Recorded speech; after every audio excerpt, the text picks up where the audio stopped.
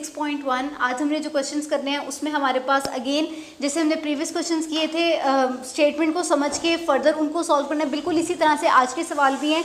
Question number 6 में statement है, if an author rights 3 chapter in 10 days. अगर author यानी किताब लिखने वाला एक किताब को के 3 चैप्टर जो है वो 10 दिन में लिखता है, how long will it take the author to write a chapter of 15 chapters of a book. अब उसने उस बुक के 15 चैप्टर लिखने हैं तो उसको कितने दिन लगेंगे। अगेन आपने वो रूल याद रखना है जो मैंने आपको प्रीवियस वीडियो में बताया था कि आपने देखना है हमारे पास 2 यूनिट्स कौन कौन से हैं जो सेम आ रहे हैं। एक तो 3 चैप्टर्स इन 10 डेज यानी 3 चैप्टर्स और नेक्स्ट 15 चैप्टर्स। हमने क्योंकि 15 चैप्टर्स के लिए कितने दिन लगेंगे वो बताना है। चैप्टर्स की बात हो रही है, हमने चैप्टर्स बेसिकली 2 टाइम्स उसने दिए हुए, तो मैं चैप्टर्स को इक्वल की इस साइड पे रखूंगी। बार बार बता रही हूँ कि जो चीज़ हमने इक्वल की इस साइड पे रखनी होती है उसमें देखा जाता है कि आपको 2 यूनिट कौन से दिए हुए हैं। चैप्टर्स 2 टाइम्स दिया हुआ है तो मैं चैप्टर को इस तरफ रखूंगी। सबसे पहले उसने कहा ऑथर राइट 3 चैप्टर्स, वो 3 चैप्टर लिखते हैं कितने दिन में, 10 दिन में।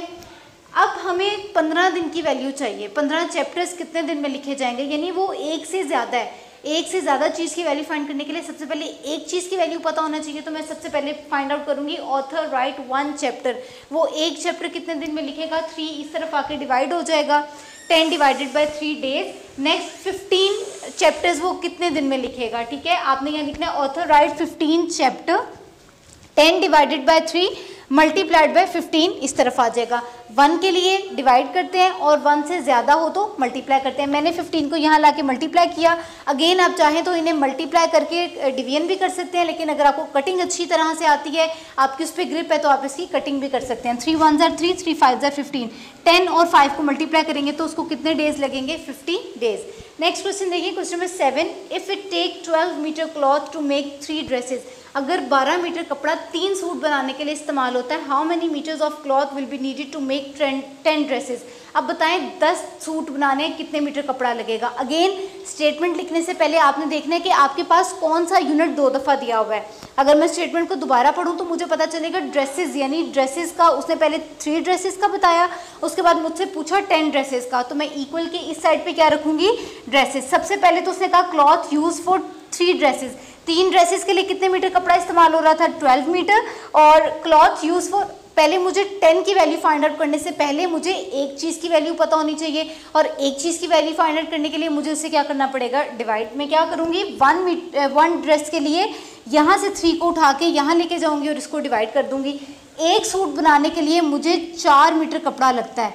अब 10 सूट बनाने के लिए इस 4 को जितने सूट बनाने हैं उससे मल्टीप्लाई कर दें। Cloth use for 10 dresses, 4 multiplied by 10 which is equal to 40 metre.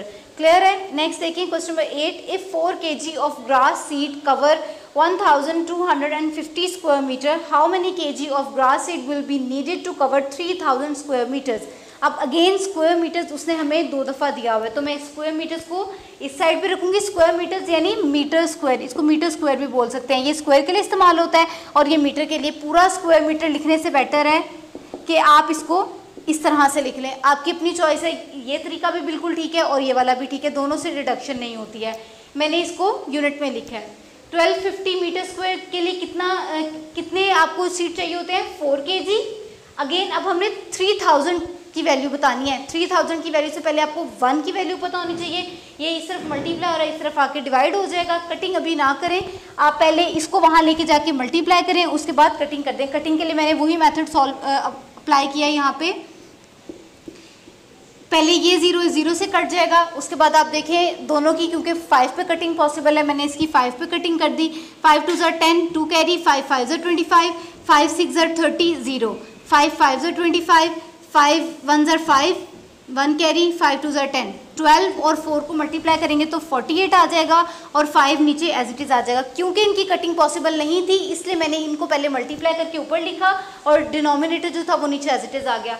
क्योंकि ये फ्रैक्शन में है, आप कोशिश करें इसको डेसिमल में कन्वर्ट कर दें। डेसिमल में कन्वर्ट करने का तरीकाकार क्या है, न्यूमिनेटर यानी कि जो ऊपर वाली वैल्यू है वो अंदर आएगी, डिनोमिनेटर यानी जो नीचे वाली वैल्यू है वो बाहर आएगी। अब इसकी डिवीजन कर दें। 5 9 45, माइनस करेंगे तो 3 आ जाएगा। क्योंकि ये 3 इस 5 से छोटा है तो हम ऊपर पॉइंट लगाएंगे और यहाँ पे 0 ले लेंगे। 5 6 30, पूरी डिवीजन हो गई, मेरे पास आंसर आ गया 9.6 kg।